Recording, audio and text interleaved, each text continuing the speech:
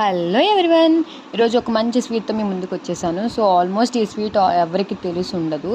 అందరూ పాస్తాతో స్వీట్ ఎప్పుడు ఎవరు చేసుకుని ఉంటే పాస్తాతో స్వీట్ చేస్తాం మా ఇంట్లో. మేము పాస్తాతో కర్రీస్ కానీ అలా చేసుకుంటారు. మా ఇంట్లో స్వీట్ కూడా చేస్తాము.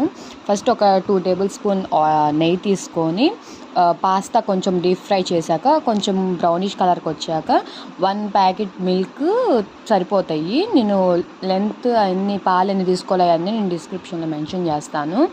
సో కొంచెం పాస్తా బ్రౌనిష్ వచ్చాక పాలు దాంట్లో పోసాక కొంచెం ఆ పాస్తా అనేది ఇలా మెత్తగా అయ్యాక సరిపోయినంత పంచదార వేసుకొని కొంచెంసేపు అలా ఉంచేస్తే మనకి కోవాగా వచ్చింది పాస్తా అనేది.